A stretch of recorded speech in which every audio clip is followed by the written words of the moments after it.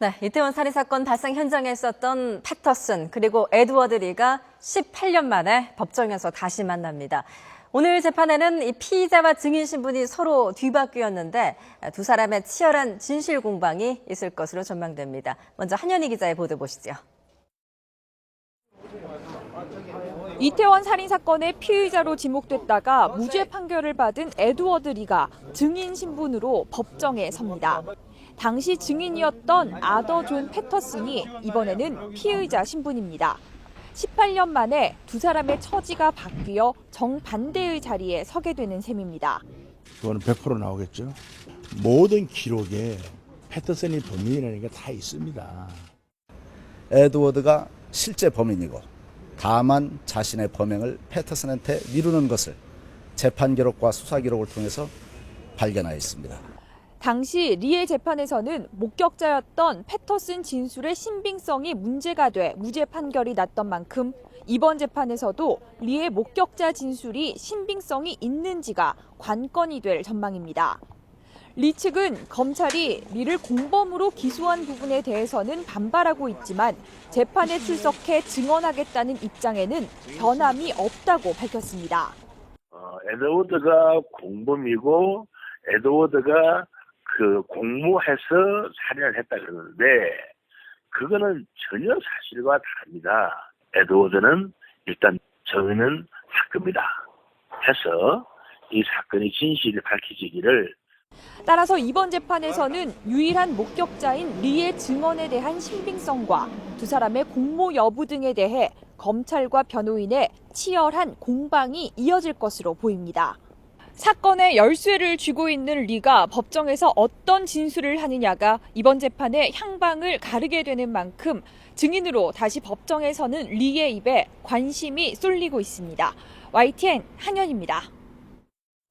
네, 이렇게 두 사람의 입에 관심이 쏠리고 있습니다. 이 자리에 고은희 변호사도 나오셨는데요. 어서 오세요.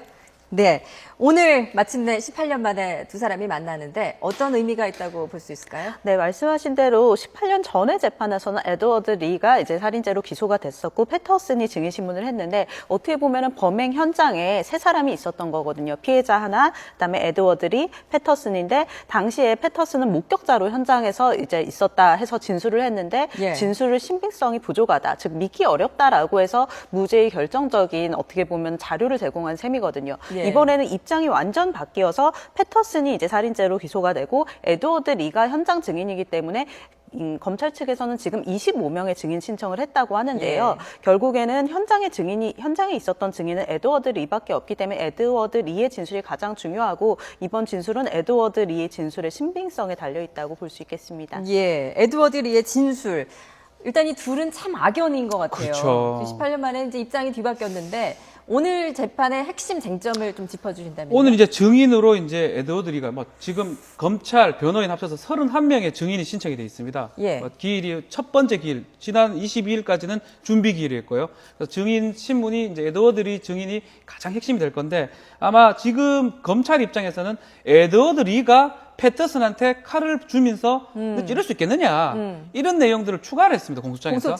그러다 보니까 교사 내지 공범의 여지가 사실 있습니다. 에드워드 리가 예전에 조사하고 좀 다른 측면을 비판했던 게 뭐냐면 둘 중에 한 명은 무조건 살인범인데 왜 한 명만 기소를 하느냐, 둘이 공모했던 걸 기소하면 안 되는 이런 비난이 좀 있으니까 이렇게 기소가 됐거든요. 에드워드 리 입장에서는 검찰 측 증인인데 본인한테 불리하게 좀 되다 보니까 이 부분은 조금 반박하는 상황이고, 그렇지만 일단은 본인이 알고 있는 거, 기억하고 있는 거는 그대로 진술하겠다라고 얘기를 하고 있습니다. 에드워드 리 같은 경우는 18년 전에 무죄 판결을 받았고 이제 패터슨이 했다라면서 증인으로 신청을 해서 나오기로 했는데 검찰의 공소장을 보니까 에드워드 리가 칼을 건네줬다. 그렇죠. 이렇게 찌를 수 있느냐, 이게 얘기가 나오니까 에드워드 리 입장에서는 검찰에 도움을 주기 위해서 증인으로 나가는데 내한테 이렇게 이런 얘기를 하느냐 이렇게 반박을 하고 있긴 하지만 그거하고 다르게 어떤 좀 본인은 처벌을 다 받았거든요. 어떻게 무죄를 받았지만 그러니까 기판력이 걸리기 때문에 본인은 상관이 없습니다. 상관이 없다고 하면 그날 있었던 일을 더 얘기를 하고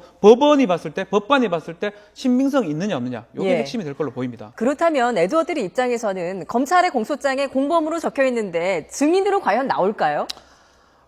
에드워드 리가 지금 언론 보도 따르면 아버지가 얘기를 했는데 아닌 건 확실하지만 나가서 밝히긴 밝히겠다. 아, 막 본인한테 불리한 예. 부분들은 얘기를 하지 않겠지만 예. 그 패터슨에 대한 유죄에 관련된 부분, 본인이 예. 기억했던 부분, 느꼈던 부분 이런 것들은 진술할 걸로 보입니다. 그렇군요. 예, 제가 봤을 때는 칼을 건넸다고 이렇게 권했다라는 공소사실 내용 부분이 있는데 그 부분은 이제 에드워드 리가 살인죄로 이번 사건에 공판을 받고 있는 피고인은 아니기 때문에 어떻게 보면 소소한 사실관계일 수 있고 예. 굉장히 중요한 증인이 진술을 뭐 번복을 한다거나 모른다고 해버리면 이 사건 입증이 굉장히 어려워지거든요. 그래서 예. 검찰 측에서도 이렇게 좀 앞부분에 소소한 사실관계 부분을 한 번은 정리를 해야 하지 않나 이렇게 생각이 듭니다. 예. 이번 사건 에드워드 리는 일단 무죄 판결을 전해 받았고요. 네. 패터슨에 대해서 범죄 혐의를 입증을 해야 되는데 만약 검찰이 입증을 못하면 둘 다 무죄가 되는 상황이 될 수밖에 없거든요. 이게 좀 답답한 부분이지만 예. 우리 형사소송법에 일사부재리의 원칙이라는 게 있습니다. 한 번 처벌을 받아가지고 무죄를 받았으면 두 번 다시 처벌할 수 없다는 원칙이거든요. 예. 막 상상도 하기 싫지만 만약에 에드워드 리도 무죄를 받았고 이번에 패터슨도 만약 증거가 부족해서 무죄가 된다. 예. 요렇게 된다면 진짜 살인자는 둘 중에 하나인데 결국은 죄를 물을 수는 없는 이런 요상한 결과가 생길 수도 있습니다. 어떻게 보세요? 뒷번 바뀔 수 있을까요?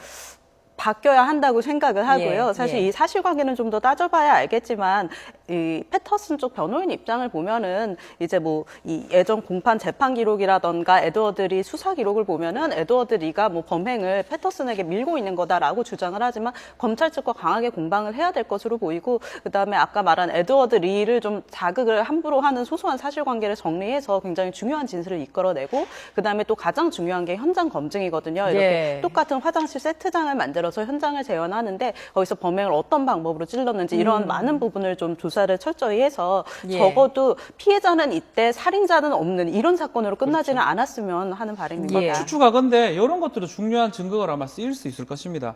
패터슨이 자기 지인한테 내가 죽였다라고 얘기했던 부분, 이 지인이 직접 증인으로 나와서 얘기를 좀 해주고 그 얘기가 아주 신빙성이 있다. 뭐 그런 것들, 또 도검 전문가들, 또 혈흔 분석 전문가들 예전에 비해서 상당히 전문가들이 많기 때문에 세트장을 통해서 막 재판이 좀 길어진다 하더라도 아주 과학적으로 검증을 해서 뭐 신빙성 있게 입증이 가능할 걸로 저는 생각이 듭니다. 예. 반드시 누가 했는지 진범을 밝혀야 될 것 같습니다.